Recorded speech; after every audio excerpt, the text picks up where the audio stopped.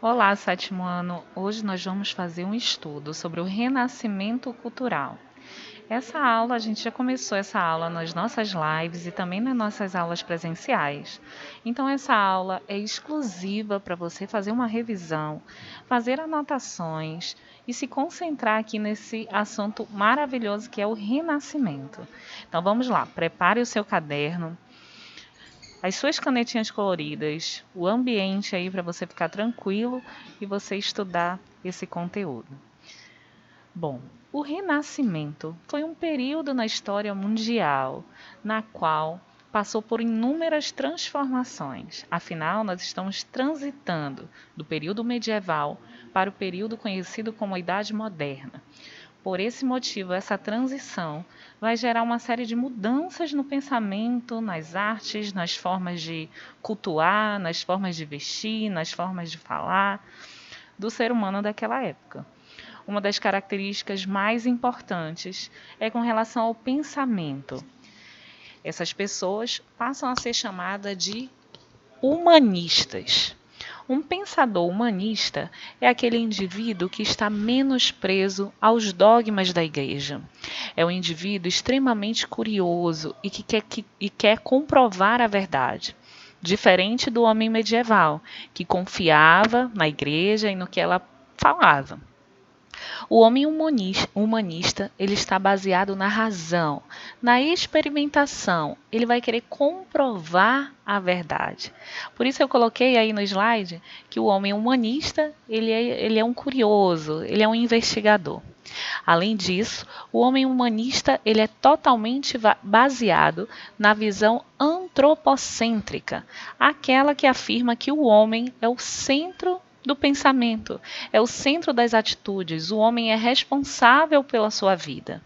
Vale lembrar que esse termo antropocentrismo faz oposição ao termo que você já conhece, que é o teocentrismo, onde Deus controla as pessoas, controla a sociedade, controla a vida da pessoa. Então, nós temos aí essa mudança de pensamento com o antropocentrismo. Então, observe, os pensadores humanistas, eles têm como base do pensamento o antropocentrismo, o qual afirma que o homem é responsável por suas atitudes, pelo seu sucesso, pelo seu fracasso. Vale lembrar que todo esse pensamento começou na Itália. Isso mesmo. Você sabe também que a Itália, nessa época, era uma das regiões mais movimentadas devido ao comércio. Nós temos aí algumas cidades italianas que tinham essa característica de serem extremamente comerciais. Inclusive a cidade de Gênova e Veneza, que controlavam ali o mar Mediterrâneo. Além da riqueza dessas cidades, nós podemos considerar também a Itália como berço do Renascimento por conta das obras da Roma Antiga. Você deve lembrar também que lá no período do Império Romano, nós já tínhamos algumas características de arte, tanto na arquitetura, nas espadas, nos escudos. Então, a Itália ela já tinha aquela herança trazida aí do período do Império Romano. Ok? Para o Renascimento acontecer, foi extremamente necessário o surgimento de um grupo muito rico que a gente vai chamar de mecenas. Os mecenas eram os patrocinadores dos artistas renascentistas. Observe que um patrocinador, ele banca, ele responde financeiramente por aquele artista, seja na compra de um instrumento, de livros, de telas, de tinta. Então, o mecenato é o ato de financiar, é o ato do patrocínio no período do Renascimento. Vale lembrar, que quem poderia financiar alguém era alguém muito rico. E dentre os ricos dessa época, a gente pode citar aí os comerciantes, os banqueiros, membros do clero, alguns nobres, Então, essas pessoas financiavam os artistas com o intuito de se tornarem conhecidos, de terem o seu nome divulgado na sociedade. Essa imagem que você vê no slide, ela é bem interessante. Ela mostra algumas mãos com moedas patrocinando esses artistas que estão sendo representados aí como cofres. Então, o mecenato, extremamente importante para o renascimento acontecer na Península Italiana.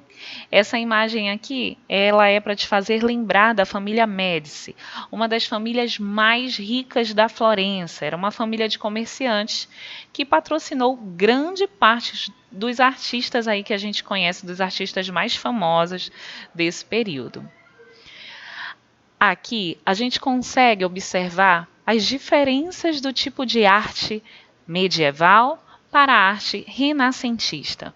Vamos focar na arte renascentista.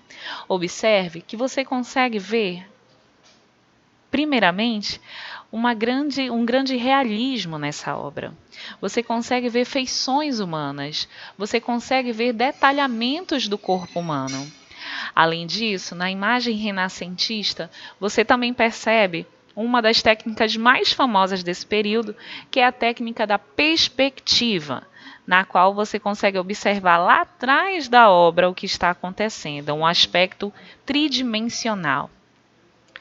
Falamos do realismo, falamos do aspecto tridimensional com a perspectiva, não podemos também deixar de registrar o tipo de tinta utilizado na arte renascentista, que é a pintura a óleo, na qual fazia com que o artista pudesse dar essa realidade para a obra, além disso, variar nas tonalidades aí das cores e, se caso o artista errasse, também seria mais fácil aí fazer essa correção. Além de tudo isso, a tinta a óleo também dá maior durabilidade para a obra. Por isso, se você observar, nós temos muitas obras renascentistas vivas ainda na nossa sociedade. Que bom, né, que isso acontece. Graças à tinta a óleo, essa pintura a óleo que deixa a obra muito mais resistente. Lá na arte medieval, a gente vê, né, cores mais escuras, nós não vemos muita realidade na obra, inclusive até o próprio desenho, muitas das vezes ele parece deformado, né? Parece anormal, não se parece muito com a realidade. Então você observa que nas artes, a arte renascentista, ela dá esse poder de realidade, o que transformou a sociedade da época também. Aqui nós vamos relembrar aí algumas técnicas do Renascimento, das artes, né, renascentistas aí. Como a gente já conversou, a pintura a óleo, que trouxe aí esse grande grau de realismo para as obras. Nesse slide você vê a famosa obra de Sandro Botticelli chamada O Nascimento de Vênus, que é uma obra que caracteriza, aí, como o próprio nome fala, o nascimento da deusa da beleza, da deusa do amor. Essa obra, ela claro, utiliza aí as técnicas do Renascimento, como, por exemplo, a perspectiva, a realidade, a pintura a óleo, e algo que o Sandro Botticelli amava utilizar, que era a matemática. Isso mesmo.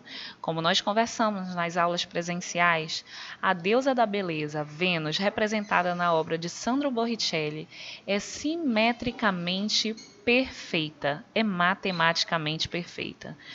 A distância do seu umbigo para o seu nariz é exatamente a distância do umbigo para os pés, tal como o tamanho dos braços e o tamanho das pernas, que também se assemelham. Outra técnica aí utilizada pelos pintores renascentistas era o autorretrato. Observe, aqui você vê a famosa obra A Escola de Atenas, de Rafael Sanzio, uma obra também magnífica aí dentro dessa história aí do Renascimento. É uma obra que reúne os principais filósofos aí da Grécia Antiga, dentre eles Platão e Aristóteles. Localizados aí no meio da obra, você pode observá-los. A técnica do autorretrato, ela consiste em duas características. O autor assinar a obra, ou seja, nós sabermos quem fez essa obra, ou como o Rafael Sanzio fez aqui nessa obra, que é magnífica, vocês vão amar saber. O Rafael Sanzio, ele não é contemporâneo dos filósofos representados aqui, ou seja, ele não viveu na mesma época. Mas Rafael Sanzio se colocou na obra mais ou menos aqui nesse ponto vermelho aí onde você está vendo no slide. Aqui ele se pintou como se fosse um filósofo presente aí nessa escola de Atenas. Aqui você consegue ver ampliado o rosto do Rafael Sanzio. Nas nossas aulas presenciais, nós conversamos um pouco sobre as curiosidades acerca dessa tela, dessa obra chamada A Escola de Atenas. Um dos aspectos mais interessantes e que eu faço questão de te relembrar é o Platão e o Aristóteles ali no meio, como a gente já conversou. O Platão, ele está apontando para cima, onde ele afirma a sua teoria de que o que importa é o mundo das ideias. Já Aristóteles, que o contestou, encara-o e aponta para baixo, afirmando que o que importa, na verdade, é o mundo material. Curioso, né? Essa é a obra de Rafael Sanzio.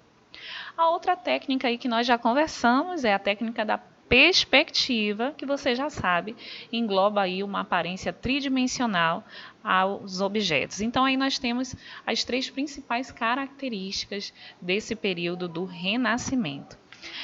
Essa obra aí que você está vendo também é uma outra obra importantíssima do período, chamada A Criação de Adão, de Michelangelo.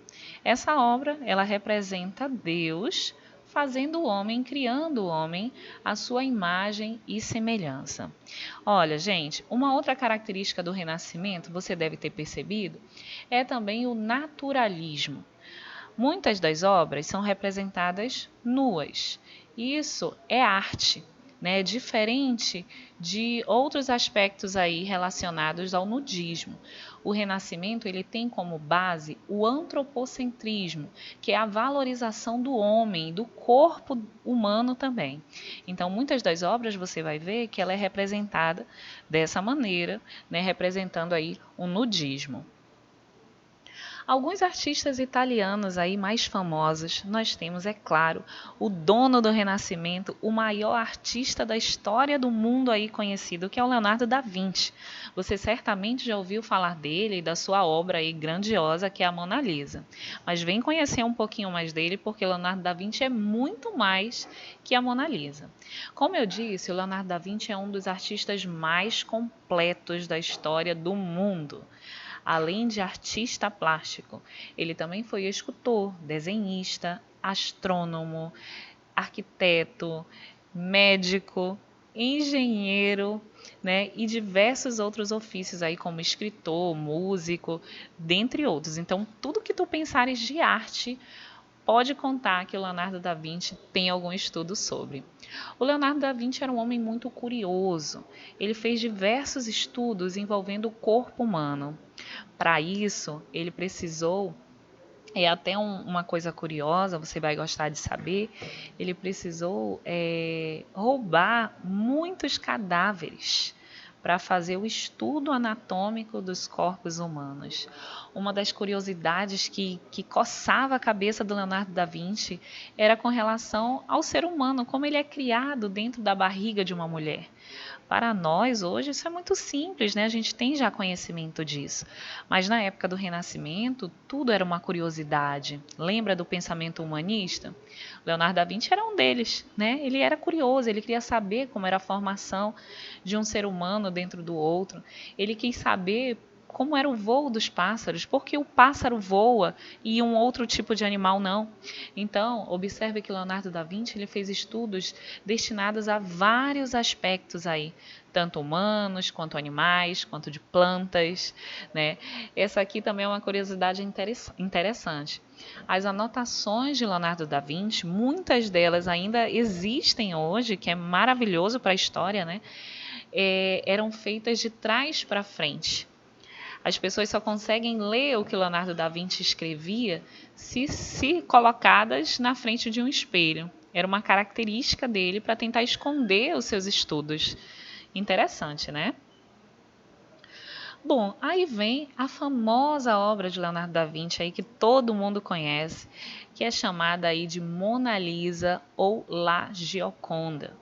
Essa obra ela foi encomendada por um comerciante de Florença, um comerciante bem poderoso também, que contratou Leonardo da Vinci para fazer uma obra da sua esposa, a La Gioconda.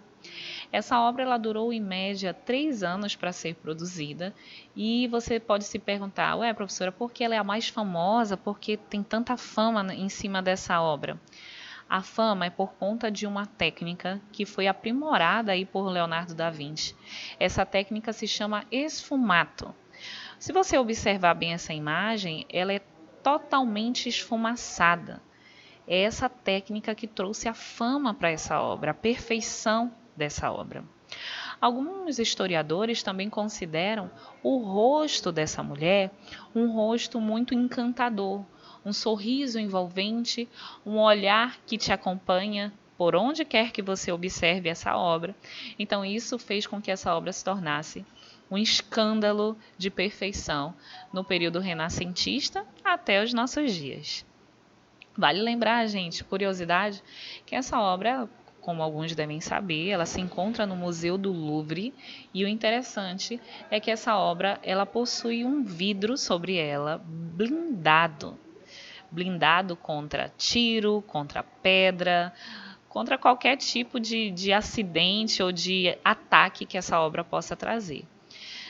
Pense aí que essa obra ela faz parte da história do mundo. Ela já sofreu alguns ataques, acredite se quiser. Ela já foi sequestrada na época da Segunda Guerra Mundial. Então, bem curiosa a história aí dessa obra, né, gente? Alguns historiadores consideram que aquela história que eu contei, que o comerciante contratou para dar à sua esposa, não é uma história verídica.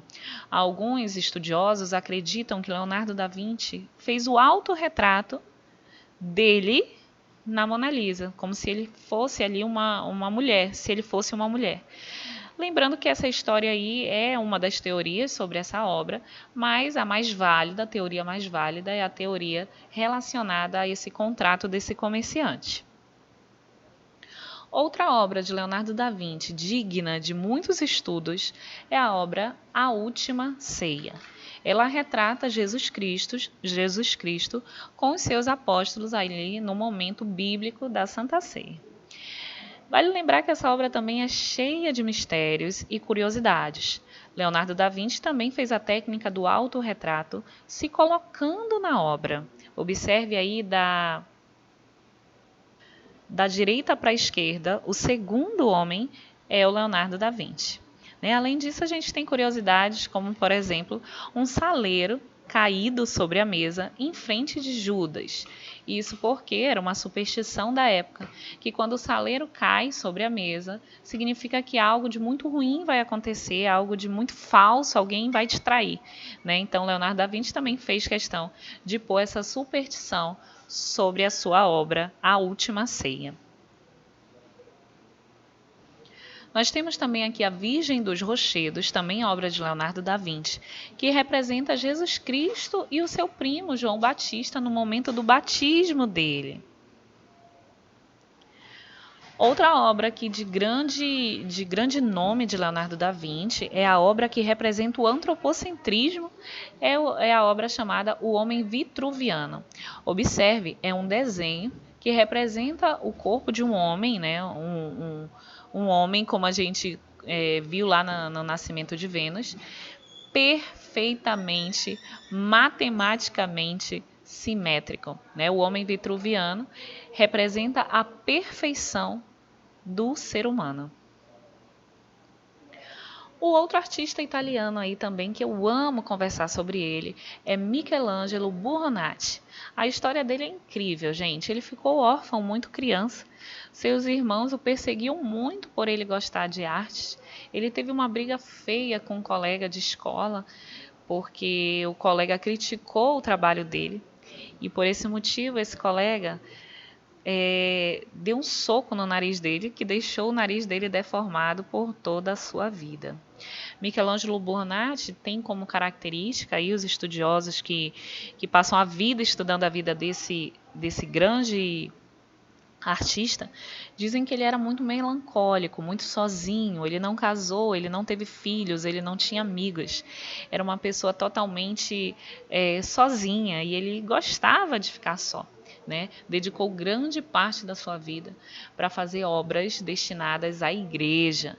Lembre-se, nós estamos num período do Renascimento, onde há um pensamento humanista, mas que a igreja ainda estava muito presente na sociedade. As obras mais famosas de Michelangelo, né, de escultura, nós temos 3. Moisés. E olha que curioso, gente. Quando Moisés acabou a escultura de Moisés, aquele personagem bíblico, ele teve muitas alucinações. Ele achou a obra Moisés que ele fez tão perfeita que ele ficou alucinado com a obra e falava toda hora para aquela obra: se mexe, fala. Tanto é que ele chegou a pegar uma pedra e jogar na obra dele para fazer a obra falar. Imaginem a perfeição, né? Lembrando, gente, que essas esculturas são feitas em pedras de mármore, numa época que a gente não tinha tanta tecnologia, não tinha tantos instrumentos para isso. Essa obra é toda feita de forma manual. Perfeita, né, gente? A minha escultura preferida, sem dúvida, é essa segunda aí, chamada Pietà. A palavra Pietà, em português, significa piedade. Ela mostra a Virgem Maria segurando Jesus Cristo após a morte. Apesar de você não estar percebendo aí muito bem, né, devido à imagem, essa obra é fantástica. Você consegue ver as veias de Jesus Cristo, você consegue ver a perfuração que ele teve no seu corpo, suas costelas. Ela é incrível, incrivelmente perfeita. Essa obra também, uma notícia triste, ela sofreu um ataque. Uma pessoa entrou no Museu do Louvre na época, que era onde ela estava. Hoje você encontra essa obra no Vaticano. E jogou uma pedra sobre essa obra, quebrando aí parte do nariz da Virgem Maria. Foi feita uma restauração, mas é claro, ela não ficou como Michelangelo fez. A outra obra aí de Michelangelo é a obra Davi, também um personagem bíblico. Você deve conhecer a história aí do Davi e do Golias. E o interessante é que o Michelangelo fez o contrário, fez o Davi como se fosse um gigante. Essa obra é bem alta, viu, gente? Você consegue ver ali na limpeza que o rapaz está fazendo o tamanho dela.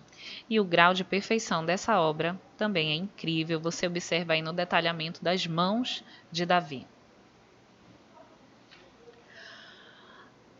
Uma das obras também que mais chama a atenção de Michelangelo, né, é a obra feita na Capela Sistina. Ainda há pouco nós conversamos sobre a criação de Adão. Você já viu aí essa imagem aqui nesse estudo. Essa criação de Adão, ela faz parte de um cenário completo dentro de uma capela lá no Vaticano, chamada aí de Capela Sistina. Observe aí, ó, você consegue localizar a criação de Adão aí no teto? Cada pedaço dessa obra aí são cenas bíblicas. Ele foi contratado pela igreja para fazer a pintura do teto e da parede dessa capela. Essa é a parede. Essa obra se chama O Juízo Final.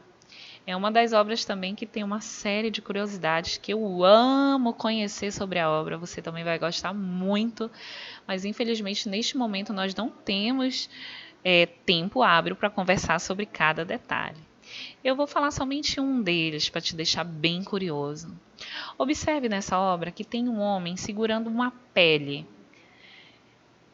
Eu não sei se vocês conseguem ver meu mouse, mas essa pele é só como se fosse a pele de uma pessoa, de um humano. E no rosto, o rosto dessa pessoa é exatamente o nosso querido Michelangelo. Ele se colocou ali como um ser morto, somente a pele. Talvez por aquele aspecto aí melancólico que a gente já conversou. Essa obra, gente, se você tiver curiosidade e estiver gostando desse tema, faz uma pesquisa sobre as curiosidades do Juízo Final, porque você vai se surpreender. Michelangelo foi perfeito, tanto na sua arte quanto na sua inteligência para fazer essa obra. Nosso próximo pintor aí, que você também já conhece uma obra dele, né, a Escola de Atenas, é o Rafael Sanzio. Ele ficou famoso porque ele pintou muitas Madonas. Para quem não sabe, Madonas significam supermães, né? Ele pintou muitas obras que representavam a supermãe do mundo, que era a Virgem Maria ali no quesito da religião deles, né, que era o catolicismo. Nós temos a Escola de Atenas, que você já conhece, e nós temos aqui também a arte ligada à literatura. Observe aqui alguns artistas que fizeram livros renascentistas, livros esses que são famosos e são espetáculos, são joias na arte até os dias de hoje. O primeiro deles foi lá em Portugal, Luís Vaz de Camões, com a obra Os Lusíadas. Esse livro ele trata da história da chegada dos portugueses, na verdade das viagens marítimas dos portugueses, certo? Nós temos o Miguel de Cervantes com o livro Dom Quixote de la Mancha. Nós temos o famoso William Shakespeare, né, da Inglaterra. Suas obras famosas aí você certamente já ouviu falar de Romeu e Julieta, Hamlet, Sonho de uma Noite de Verão, são obras renascentistas escritas por William Shakespeare. Além de literatura, artes plásticas, esculturas, nós temos também no Renascimento alguns estudos anatômicos. Isso mesmo, os estudos realizados neste período são consideradas obras renascentistas, porque abriram portas para o mundo da medicina, né, para o mundo de hoje. Né? A gente sabe o que sabe hoje, graças aos primeiros estudos aí feitos por esses renascentistas. O primeiro deles, gente, que a gente vai conversar aí, é o André Vesálio. Ele é o pai da anatomia. Ele descobriu, só para você ter uma ideia, os tipos de sangue do ser humano. Então, observe a importância, o grau de importância dos estudos desse homem. Ele percebeu que os sangues variavam de acordo com os nutrientes que eles possuíam. Ele fez também estudos relacionados às nossas veias. Então, observe a importância do período do Renascimento aí para todos os âmbitos da história mundial. Nós temos também aí no campo da medicina o Miguel Servet, que fez estudos aí aprofundados sobre a circulação do sangue e o funcionamento de alguns órgãos do corpo humano, como, por exemplo, os pulmões. Além dos estudos anatômicos, nós temos também alguns estudos astronômicos que também são considerados parte do Renascimento. Vamos conhecer um pouquinho. A principal teoria, a principal obra renascentista ligada ao Renascimento é a teoria heliocêntrica. A teoria heliocêntrica foi estudada por Nicolau Copérnico e essa teoria afirma o seguinte, que o Sol é o centro do sistema e de que os outros planetas, todos os outros planetas, giram em torno do Sol. Essa teoria, você sabe que é a real, é o que os cientistas acreditam. Porém, na época que Nicolau Copérnico fez esses estudos, ele foi perseguido pela igreja, porque a igreja tinha uma outra teoria, a teoria geocêntrica. A teoria no qual o planeta Terra está no centro do sistema e o Sol e os outros planetas giram em torno dela. A gente sabe que essa teoria da igreja está totalmente equivocada. O Nicolau Copérnico foi perseguido pelo Tribunal de Inquisição por esse motivo, Teoria heliocêntrica. O Sol como centro do sistema e os demais planetas girando em torno dele. E para finalizar, nós temos o Johann Kepler, que fez os estudos dos astros. Ele que fez aí os primeiros estudos relacionados aos outros planetas. A igreja tinha a concepção de que só existia a gente, só existia o nosso planeta, o planeta Terra. E foi graças aos estudos de Johann Kepler que a gente tem esse conhecimento aí tão vasto sobre a astronomia. Então, nesse momento, nós finalizamos aqui a nossa aula. Eu espero que você tenha aprofundado aí os seus estudos acerca do renascimento cultural e que você tenha percebido que renascimento é muito mais do que uma arte ou do que a Mona Lisa, Eu te aguardo ainda nas nossas lives e no nosso ambiente virtual. Um beijão e até a próxima!